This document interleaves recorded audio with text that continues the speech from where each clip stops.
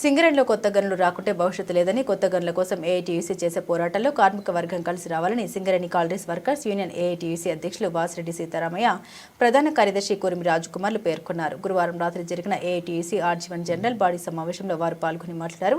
సింగరేణిలో ప్రస్తుతం ఉన్న గనులు ఇంకో 4-5 సంవత్సరాల్లో మూతపడతాయని, దీనివల్ల ఇంకో 30 ఏళ్ల పాటు సర్వీస్ ఉన్న కార్మికుల భవిష్యత్తు అంధకారంలో వెళ్తుందని వారు పేర్కొన్నారు. సింగరేణికి కొత్త గనులు ఇచ్చే విధంగా కేంద్ర ప్రభుత్వంపై ఒత్తిడి చేయాలని రాష్ట్ర ముఖ్యమంత్రికి గుర్తింపు సంఘం ఏఐటీయూసీ వినతి పత్రం ఇచ్చి నెలలు గడిచినా ఇంతవరకు పట్టించుకోవడం లేదని వారు తెలిపారు. ఇంకా ఈ సమావేశంలో ఏఐటీయూసీ ఉప ప్రధాన కార్యదర్శులు మడ్డి ఎల్లాగౌడ్, వైవీరావు, బ్రాంచ్ కార్యదర్శి ఆరెల్లి పోషం, నాయకులు గౌతమ్ గోవర్ధన్, గోసిక మోహన్, ఎంఏ గౌస్తో పాటుగా ఆఫీస్ బేరర్స్, ఫిట్ కార్యదర్శులు మరియు ముఖ్య కార్యదర్శులు పాల్గొన్నారు.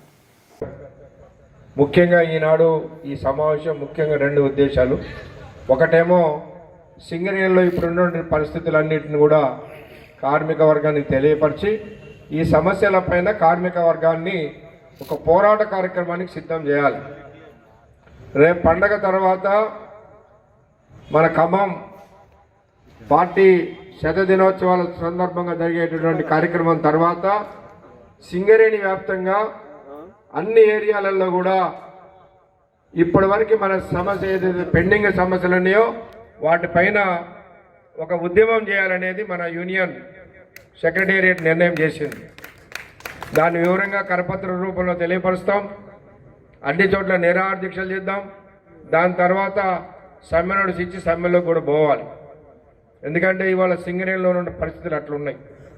ఇక రెండో కార్యక్రమం ఏంటంటే మన కమ్యూనిస్ట్ పార్టీ భారతదేశంలో ఆవిర్భవించి మొన్న డిసెంబర్ 26వ తారీఖు 100 సంవత్సరాలు అయింది.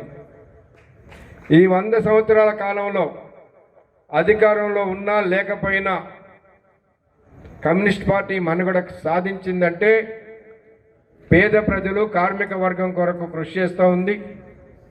అలాంటి పార్టీ రేపు శతదినోత్సవాలని భారతదేశ వ్యాప్తంగా ఉన్నటువంటి దాన్ని మన తెలంగాణ రాష్ట్రానికి ఇచ్చారు జరుపుకోమని. దాన్ని మనం ఖమ్మంలో జరపడానికి నిర్ణయించాం. దాదాపు 5 లక్షల మంది ప్రజలతోటి 40 దేశాల నుంచి ప్రతినిధులతోటి ఆ యొక్క శతదినోత్సవాలు జరుపుకుంటూ ఉన్నాం. చాలామంది అంటారు, ఏముందా కమ్యూనిస్ట్ పార్టీ, ఇంతంత పార్టీ, చిన్న పార్టీ అంటారు. వాస్తవమే, ఇక్కడ చిన్నదే కావచ్చు మనం, కానీ ప్రపంచవ్యాప్తంగా ఉన్నటువంటి పార్టీ ఇది. సోషల్ మీడియా అదేవిధంగా సింగరేణికి సంబంధించిన చాలా అంశాలు ఏఐటీయూసీ గెలిచిన తర్వాత కార్మిక వర్గానికి ఇచ్చిన అనేక హామీలు, ఇప్పుడున్న సింగరేణిలో పరిస్థితులు మనందరం తెలుసుకుంటే బాయిల మీద మనకు సంబంధించిన మిగతా యూనియన్లు చేస్తున్న ఆరోపణలకు మీరు సమాధానం ఇవ్వడానికి కొన్ని అంశాలు మీకు అవసరం.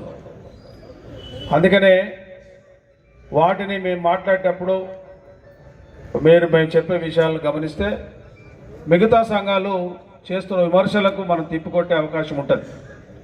జనరల్గా విమర్శలు అనేది ప్రెస్లో వచ్చినప్పుడు మేము ప్రెస్లో చెప్తాం. సోషల్ మీడియాలో వచ్చినప్పుడు సోషల్ మీడియా ద్వారా చెప్పాలి. బాయిల మీద మీ కార్యకర్తలు మనకు వ్యతిరేకం ఉన్న కార్యకర్తలు చెప్తున్నప్పుడు మీరు దానికి సమాధానం చెప్పాలి.